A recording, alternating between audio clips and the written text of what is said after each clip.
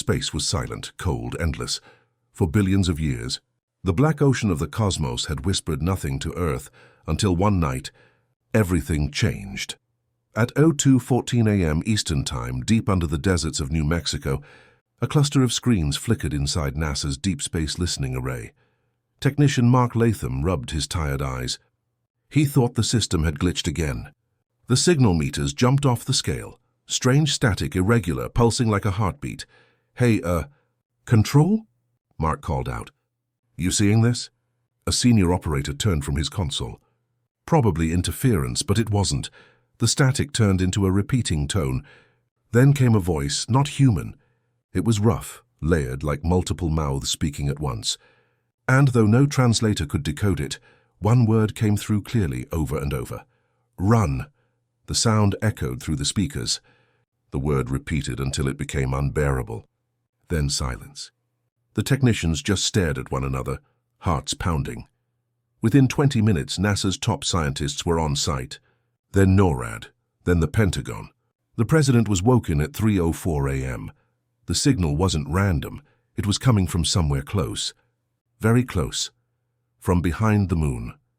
By dawn, every major observatory on Earth had turned its telescopes toward the lunar surface. What they saw made even the calmest astronomers forget to breathe. A fleet, hundreds of ships, massive and jagged like blades of black glass, drifting toward Earth. At first, the world panicked. News networks broke into emergency broadcasts. Social media exploded with theories. The word invasion filled every headline. The military scrambled jets, activated defense satellites, and raised global alert levels to red. But something was wrong. The alien ships weren't attacking. They were damaged, burned, torn open by some unseen force.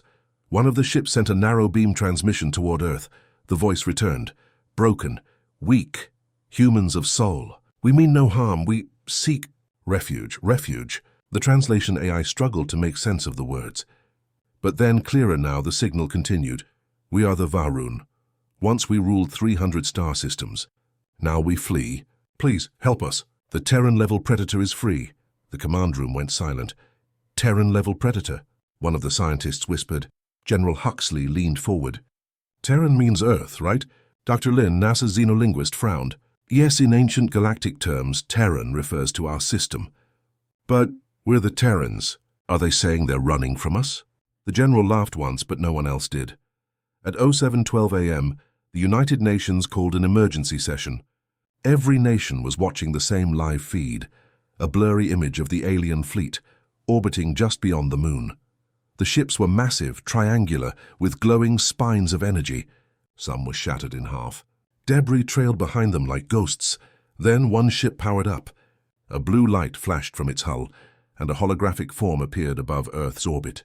A creature with silver skin and deep, sunken eyes. Its voice was trembling. "This world is cursed," it said. "You do not understand what you are. The apex has returned." Before anyone could respond, static filled the signal. The creature's mouth opened as if screaming, but no sound came. The image dissolved into white noise. Then one of the Vahrun ships exploded. A silent bloom of blue light spread across space, so bright that astronauts aboard the International Space Station had to shield their eyes. For 3 minutes, sensors across the planet went blind. When the systems came back online, the fleet had vanished. No wreckage, no signals, nothing. Gone. Only a single transmission remained, an automated one buried inside the original signal. It played on loop, simple and haunting. "If you are human," it said, "you are the reason the stars fear the dark." By afternoon, Earth was locked in chaos. Governments denied leaks. But fragments of the alien message reached the public. News anchors tried to explain the impossible. An alien species once ruling hundreds of worlds had come here, not to conquer, but to hide. From something they called a Terran-level predator. And that predator was us across the world. Fear spread faster than truth. People demanded answers. Scientists were summoned to every government lab. Religious leaders claimed prophecy. Conspiracy theorists shouted that the end had begun. In the middle of it all, Dr. Lin sat in a dark NASA office, replaying the signal. Her computer displayed layers of frequency analysis. But there, buried under static, was something she hadn't heard before, A second voice, deeper, almost human. It whispered a few words over and over, hidden beneath the alien distress call. "They remember us." Her hands trembled as she increased the volume. The phrase repeated again, louder, clearer. "They remember us." She leaned back, her face pale. "My God," she murmured. "This isn't a warning. It's recognition." That night, the president addressed the world from the White House. His words were calm, but his eyes betrayed him. "Today," he said, "we have made contact with an extraterrestrial civilization. They have identified themselves as the Vahroon and claim to seek refuge. We are investigating their message, but we must stay united and calm." As the cameras rolled, a technician from NORAD ran into the room, whispering urgently into an aide's ear. The aide's face turned white. In the middle of the live broadcast, the president froze. The aide handed him a paper. The president looked down, his voice faltering. "Ladies and gentlemen, we've just received word from the Lunar Reconnaissance Orbiter. The Vahroon fleet," he paused, "is gone. But something else is now behind the moon." The broadcast cut to static. At that same moment, every satellite in Earth's orbit glitched. For 1 second, they all captured the same impossible image, a shadow, something large enough to block the stars behind it. It wasn't a ship. It was a shape, dark and jagged, moving slowly across the lunar horizon. And deep in the silence of space, the signal returned once more. Only now it wasn't saying run, it was whispering a new word: remember.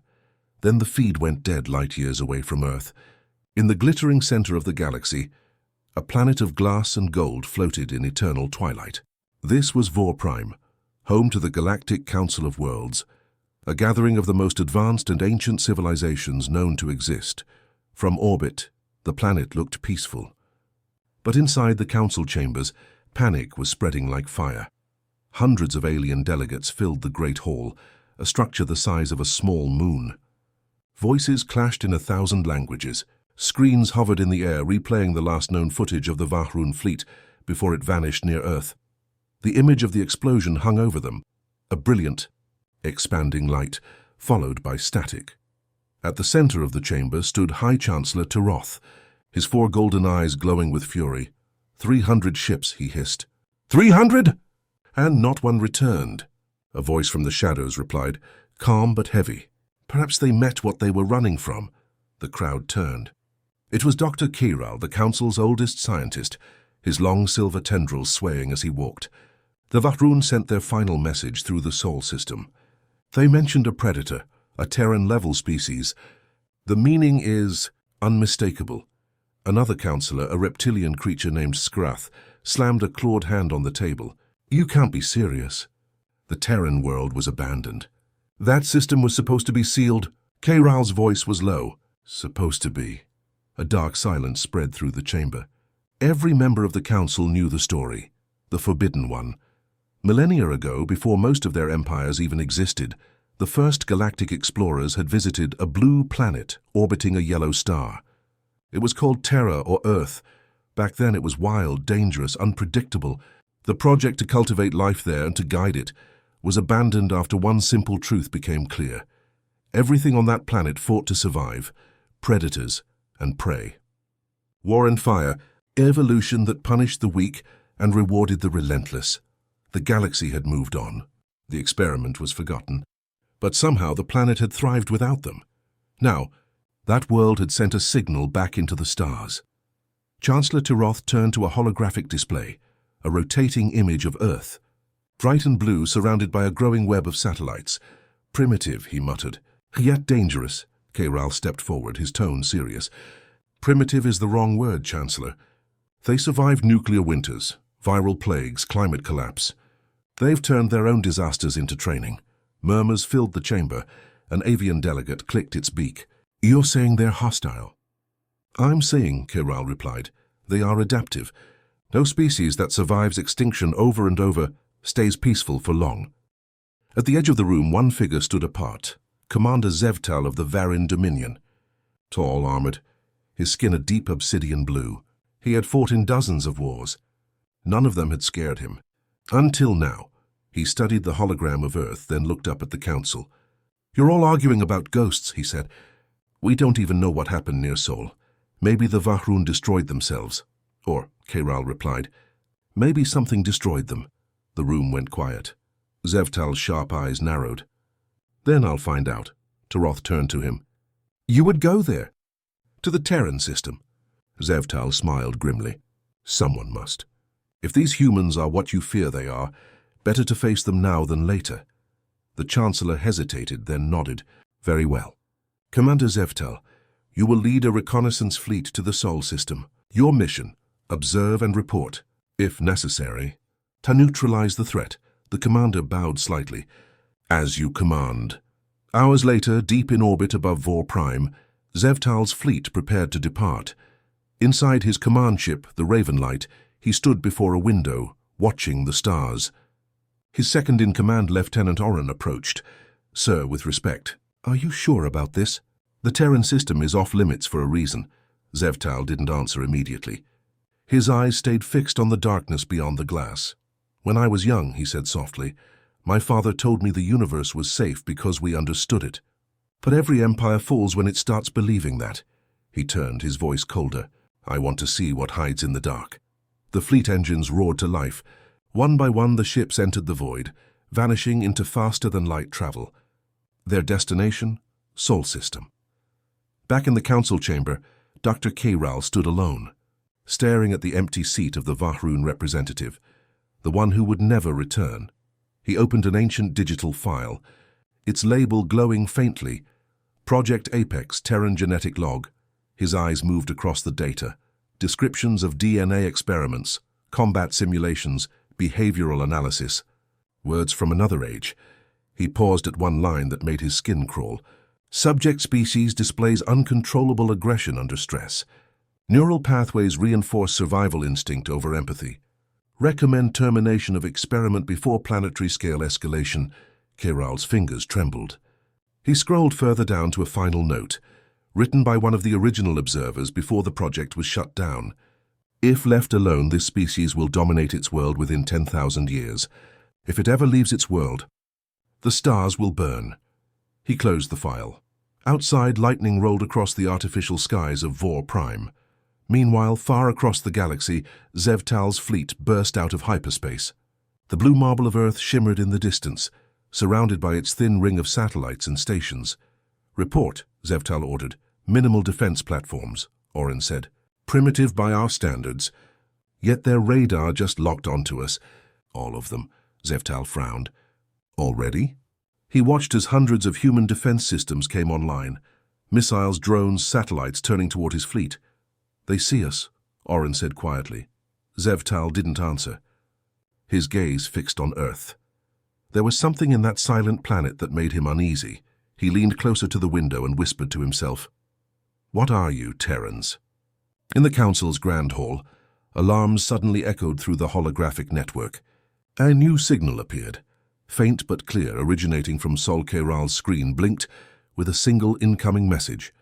Encrypted in an ancient galactic code, he opened it. Only 2 words appeared, pulsing in bright red. They're awake. At dawn, the world held its breath. Every telescope on Earth turned toward the black sky, searching for the alien ships that had appeared behind the moon. News channels ran non-stop. Governments denied rumors. But something was coming, and everyone could feel it. In secret military bunkers under Colorado, generals stood in silence before massive digital maps of the sky. Strange symbols moved closer to Earth. They weren't meteors, they were ships. Contact confirmed, said an analyst, her voice shaking. Multiple signatures entering low Earth orbit. The lights in the command center turned red. Alarms wailed softly in the background. Are they attacking? General Huxley asked. Negative. No weapons fire detected. Then what are they doing? The analyst looked again at her monitor. They're scanning us, sir. In orbit, Commander Zevtal watched the blue planet fill his view. Earth glowed, so alive, so full of light. He had never seen a world like it. Oceans of color. Clouds dancing across continents. Magnificent, murmured his Lieutenant Oren. Deceptive, Zevtal replied. Beauty often hides the deadliest creatures. He tapped his wrist display. Begin atmospheric probe deployment. Tiny drones shot out from his ship, streaking down into the upper atmosphere. They were invisible to the human eye until the first one exploded. Zevtal blinked. Report. Unknown energy pulse from the surface, Oren said. Something hit the probe, an electromagnetic burst. From their satellites. No, sir, ground-based, coordinated. Zevtal's jaw tightened. They're not supposed to know we're here. On Earth, the US, Russia, China, and Europe were communicating through a new encrypted channel called Project Horizon. It had been activated for the first time in history. Across the world, military leaders watched the skies. Targets locked, said a voice from NORAD. Hold fire, President Monroe ordered. We don't strike first. He turned to Dr. Lin, the NASA linguist.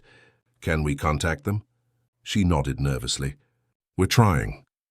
Their language changes every few seconds. It's like they're encrypting in real time. The president's face hardened. Then keep trying. Moments later, all communication systems went black. EMP hit, shouted a technician. All satellites offline. In orbit, Zevtal watched with satisfaction. Their networks are down. No communications, no coordination. Perfect. But he was wrong. Below him, Earth lit up. Not with fear, but with precision. Backup systems activated instantly. Old analog radio towers came to life. Submarines surfaced across the oceans, sending coded pulses through the water. Jets launched silently from hidden airfields. In every command center, red lights turned green again.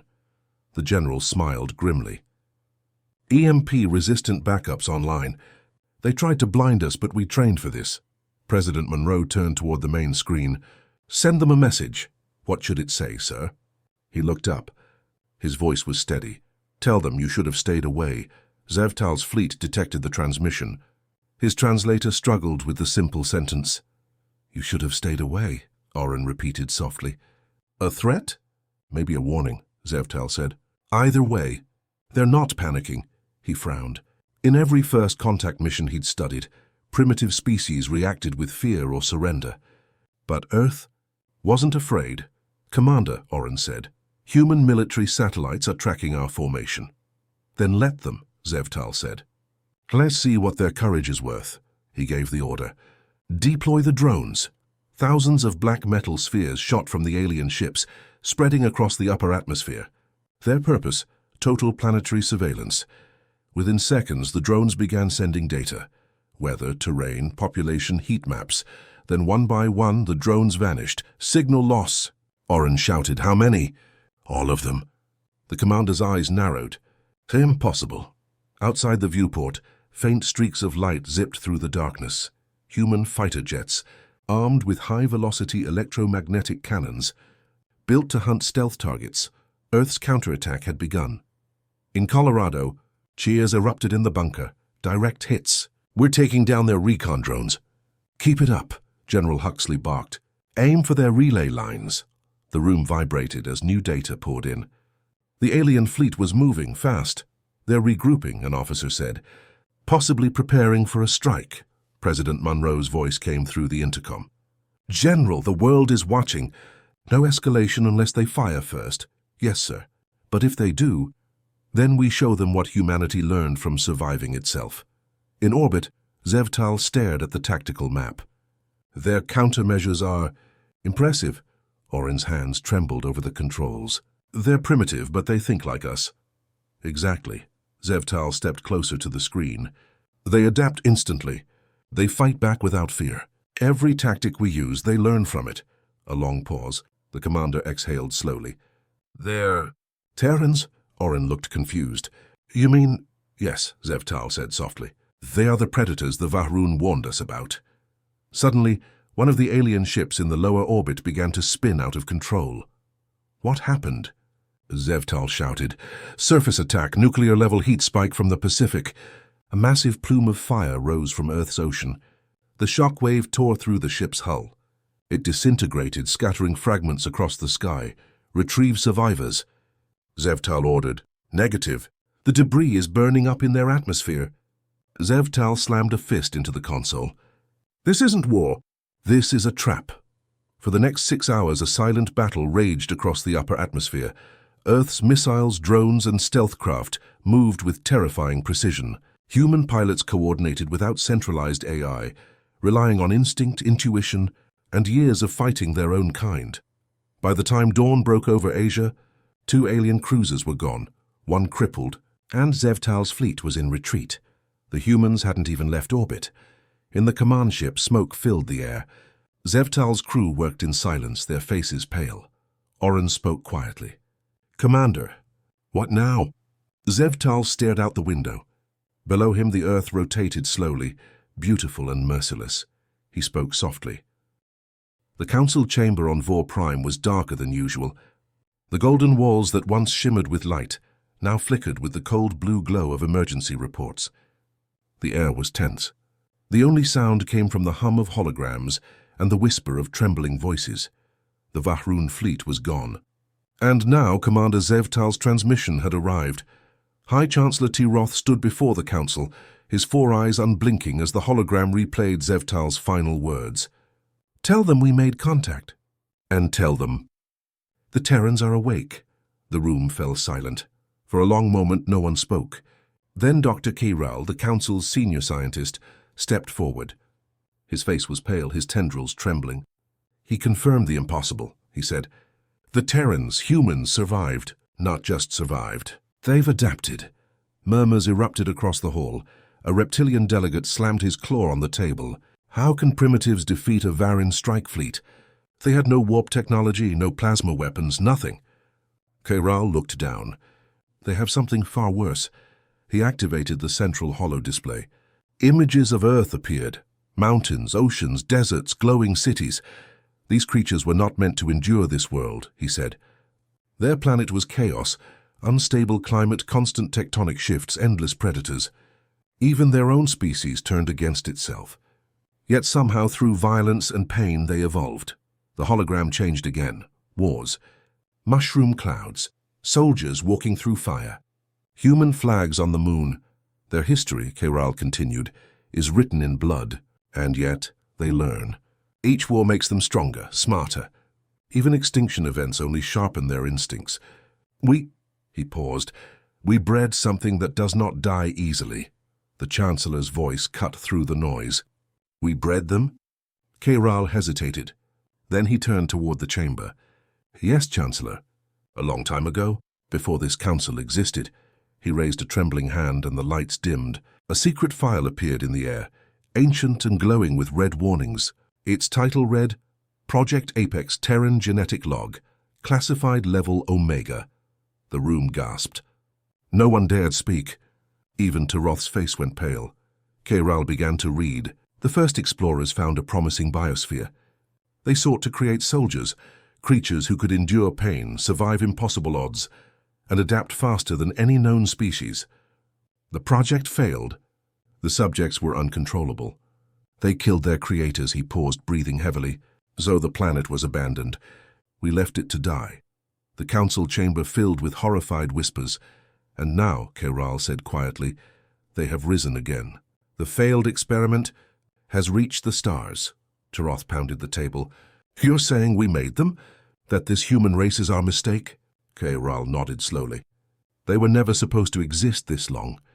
But evolution continued without guidance. They mixed aggression with intelligence, empathy with instinct.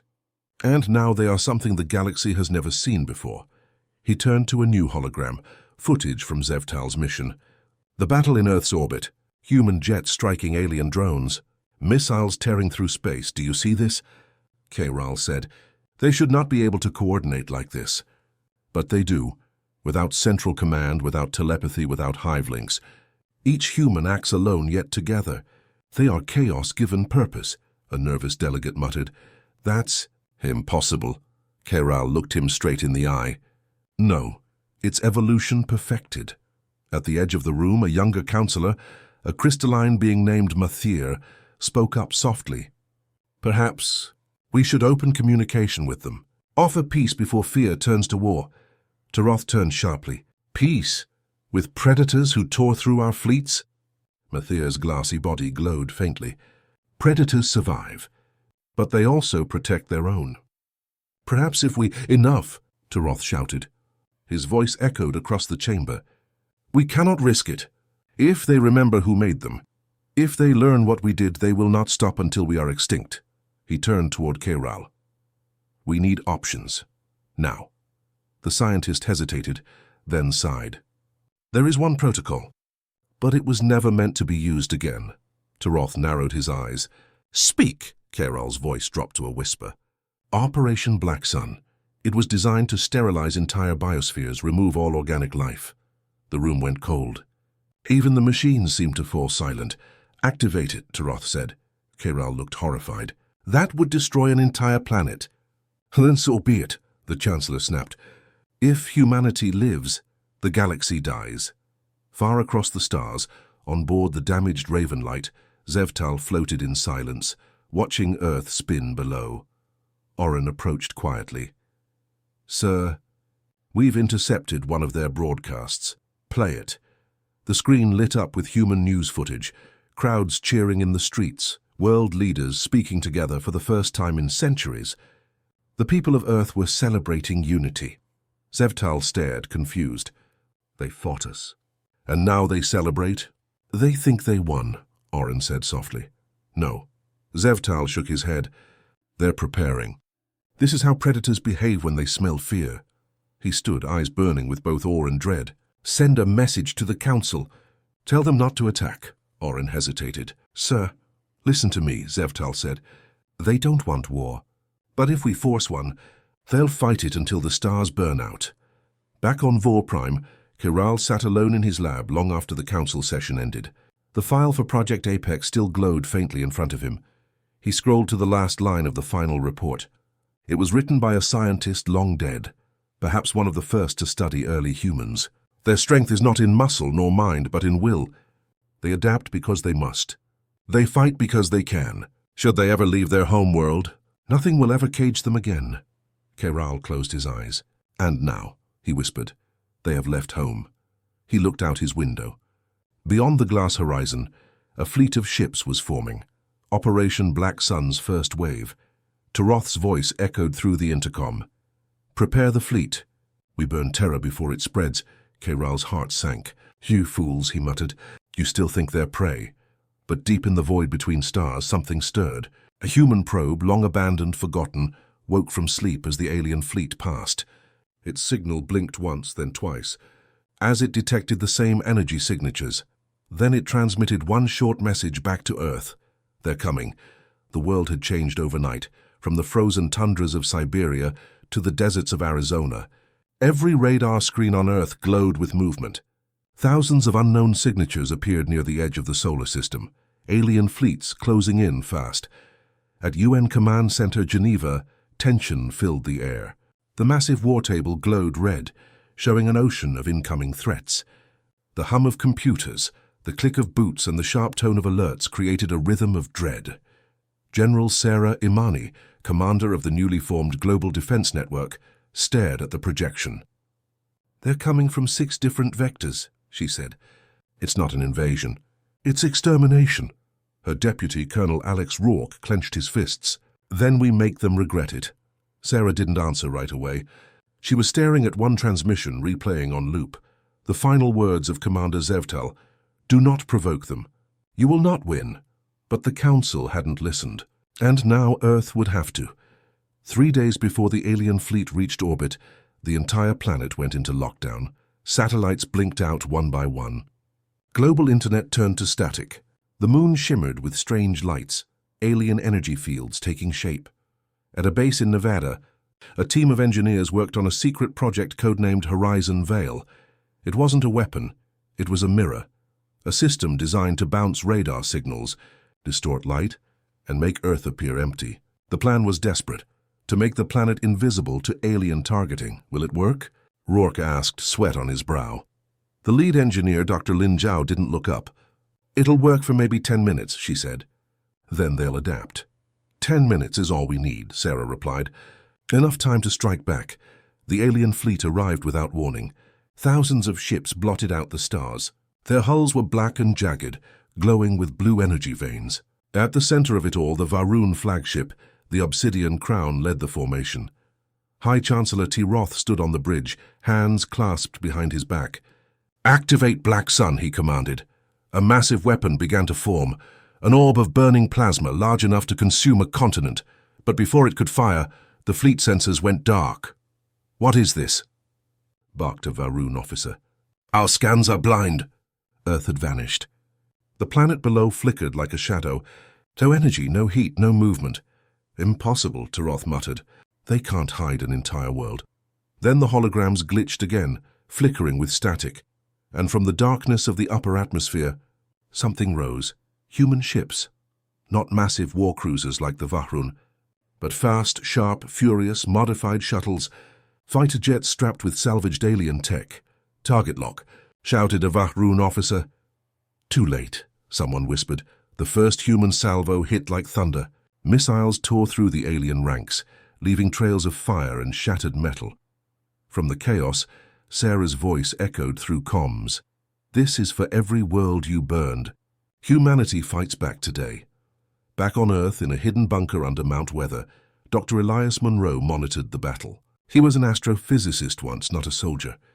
But now he was part of something else, the Apex Initiative. He stared at an ancient file glowing on his terminal. Project Apex Log, year 2149 BC, the same file K'Ral had once read, but now translated by human AI systems. The human jet streaked through plasma storms, dodging alien beams. Then he saw it, the energy conduit, bright, pulsing, alive.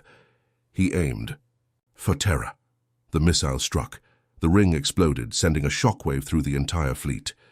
The Black Sun weapon cracked open like glass, but Rourke's jet vanished in the blast. Down on Earth, Sarah watched the explosion from orbit. Her heart sank. "He did it," she whispered. Then she turned to her officers. "All units, attack while they're blind." Meanwhile, far from the battlefield, deep within the alien command structure, K'Ral watched the disaster unfold. He had secretly sabotaged the targeting coordinates, redirecting the Black Sun's charge away from Earth. The Chancellor's furious voice boomed through the comms. "K'Ral, what have you done?" The scientist replied quietly. "I gave them a chance. You betrayed your species." "No," K'Ral said, looking out at the burning stars. "I saved it, because you still don't understand what they are." He looked down at a small holoscreen showing Sarah Imani's forces fighting fiercely against impossible odds. "They are not monsters," he whispered. "They're hunters. And hunters don't kill for pleasure. They kill to survive." The battle raged on for hours. Half the alien fleet was gone. Earth's defense systems were crippled but holding. Then, as silence returned to space, a human transmission echoed across every frequency. It wasn't a threat. It wasn't even a warning. It was a message, calm, steady, unmistakable. To whoever hears this, humanity did not start this war. But we will finish it if we must. We will not run. We will not hide. We are the children of the storm. Remember that. The signal reached even the farthest alien outposts, and for the first time in centuries, the galaxy felt something it had not felt before. Fear. Back in the shadows of space, K'Ral whispered one line to himself as he shut down his console. The apex has awakened. Space was burning, above the blue glow of Earth. The wreckage of 1,000 alien ships drifted silently, sparks trailing into the black. What was once a perfect invasion fleet was now a graveyard of twisted metal and shattered pride. And yet, the war was not over. At the heart of the chaos, the Obsidian Crown still stood, the command fortress of the Vahrun Armada, 10 kilometers wide and built from the bones of dying stars. Its black hull absorbed light, pulsing with dark energy. Inside, High Chancellor Taroth watched the destruction from the bridge, his face carved with fury. "Half our fleet, gone," an officer cried. Taroth slammed his clawed hand on the control table. "Reform the lines. Regain targeting locks." Another officer hesitated. "Sir, our weapons are disabled." "The humans. They've learned how to scramble our energy relays." Taroth turned, his voice like steel. "Then prepare ground units. If we cannot burn their skies, we will crush their soil."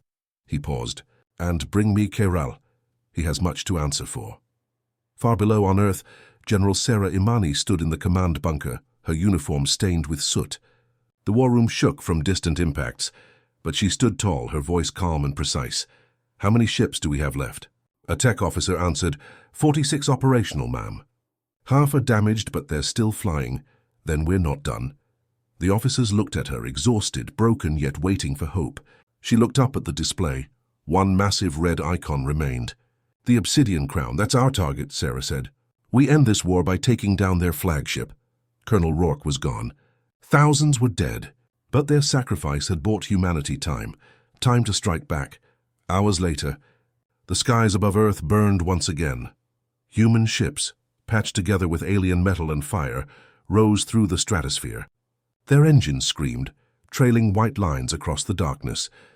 At the lead of the formation was Sarah's vessel, the Resolute Dawn. "Fleet, this is command," she said. "Target the Obsidian Crown, we go for the heart." "Copy that," came dozens of voices in return. The human fleet surged forward like a storm. Inside the Obsidian Crown, K-Rel was dragged into the Chancellor's chamber by 2 guards. His robes were torn, his eyes defiant. Deroth stepped closer. "You sabotaged our weapon," he hissed. "I have doomed us all." K-Rel didn't flinch. "You doomed us the moment you attacked them." The Chancellor's voice dropped low. "You think these creatures deserve mercy?" "I think they deserve respect," K-Rel replied. "They fight like us." "No, better than us. They adapt, they think, they endure. Even in death they win." Deroth's claws clenched. "They are monsters!" K-Rel looked into his eyes. "No, they are what we were meant to be before fear made us weak." For a moment, the 2 aliens stood in silence, the hum of the ship vibrating around them. Then the alarms screamed. "Human vessels approaching," shouted a voice over the comms. "They're heading straight for us!" Deroth turned sharply. "All batteries fire at will." But before the command could finish, the Resolute Dawn burst through the defensive ring, leading a pack of smaller human ships. They flew in tight formation, weaving through the storm of plasma fire. "Keep steady," Sarah shouted. "Their targeting can't track us if we move in close." Explosions tore through the alien lines as human missiles struck weak points in the massive fortress. For every human ship destroyed, 5 alien cruisers followed. The battle had become a slaughter, but this time it wasn't the humans dying alone. In the chaos, K-Rel broke free from his guards. He ran through the corridors of the Obsidian Crown, ignoring the sirens and collapsing ceilings. He knew where he needed to go, the reactor core. If he could shut it down, maybe the killing would stop. Behind him, Deroth's voice echoed through the halls. "K-Rel, you'll destroy us all," the scientist shouted back without turning. "If it saves them, then maybe we deserve to fall." He reached the reactor chamber, a massive sphere of white-hot energy. Sparks flew as systems overloaded. The air hummed with power. K-Rel placed his trembling hands on the control panel. His voice was steady. "Let them live. Let them show you what we've forgotten." He pulled the emergency lever. The chamber flared white. Outside, the human fleet saw it first. The Obsidian Crown stopped firing. Its weapons dimmed, its energy fields collapsing. "Something's happening inside," Sarah said. "All units, pull back. Stay clear of the blast zone." But then she hesitated. Her sensors picked up one lone signal. "Inside the fortress, K-Rel," she whispered. A faint message began to transmit across all channels in broken, alien-accented English. "Humans, you are not our curse. You are our lesson. Survive, live, and remember us." Then the Obsidian Crown began to fall. The explosion was silent at first. Then light consumed everything. The shockwave rippled across space, scattering debris for hundreds of miles. When it faded, all that remained of the Vahroon Armada was dust and flame. The human ships drifted quietly, their crews staring out in disbelief. The battle was over. The sky was theirs again. Sarah sat in her chair, shaking. "It's done," she whispered. "It's finally done." The officer beside her spoke softly. "At what cost?" She didn't answer. Her eyes were fixed on the place where the alien flagship had been. Somewhere deep down she felt it. K-Rel's sacrifice. Days later, the fires of war faded. Earth's skies cleared, but the scars remained. At a small memorial in Geneva, people gathered. Soldiers, scientists, children, all standing beneath a monument built from alien metal. The plaque read, "For the fallen, human and Vahroon alike." Sarah stood before it, holding her cap in her hands. "They feared us," she said quietly, "but maybe they were just afraid of what we could become." Dr. Monroe nodded beside her. "He called it the apex. I think we're still becoming it." Sarah looked up at the stars, calm but uncertain. "Let's hope we learn before we finish what they started." But even as peace returned to Earth, somewhere beyond the edge of the Milky Way, A black beacon pulsed faintly. It was an automated distress call, repeating endlessly into the void. Terran-level predator detected. Origin, Sol system. The stars were silent again. The war that had almost ended humanity was over. The Vahroon Empire, once rulers of 300 star systems, was gone, consumed by its own arrogance and fear. And yet in the quiet aftermath, the universe had changed forever. For the first time, human ships now drifted beyond Earth's orbit, not as explorers, but as victors. The wreckage of alien vessels floated like dark ghosts above the blue planet. Broken steel, burned engines, frozen corpses. It was both beautiful and terrible, a reminder of what survival really cost. General Sarah Imani stood at the viewport of the command ship Resolute Dawn, watching the sunrise crest over the curve of Earth. Her reflection looked older than she remembered. Tired eyes, streaks of grey in her hair, a faint scar running down her cheek. She hadn't slept since the final battle. There was too much left to think about. Too many voices she could still hear. Colonel Rourke's last words. Casual's final message. The silence after the obsidian crown fell. Humans, you are not our curse. You are our lesson. General, said Dr. Elias Monroe, stepping quietly into the command deck. The recovery crews are ready. They're bringing in the last alien data cores. Sarah nodded. Any sign of survivors? Monroe hesitated. Only one escape pod. It's transmitting faint life signs, but we haven't opened it yet. Sarah turned slowly. Where is it? Cargo Bay 3. She looked back at the stars. Bring it here. Minutes later, the metallic pod was rolled into the observation chamber. Its black hull was scorched, covered in alien runes. As engineers pried it open, steam hissed from the cracks. Inside was a single figure, thin, frail, covered in burns. A Vahroon. He coughed weakly as oxygen filled the room, his reptilian eyes flickering open. He looked at Sarah and Monroe, then whispered something in his language. Monroe's translator implant flickered. He says, he knows your name. Sarah frowned. My name? The alien nodded. Kaimani, General, the one they called Hunter. Sarah stiffened. Who are you? He gave a small, painful smile. Assistant to Kirel, my name. Faz Vartun. Her eyes softened slightly. He saved you.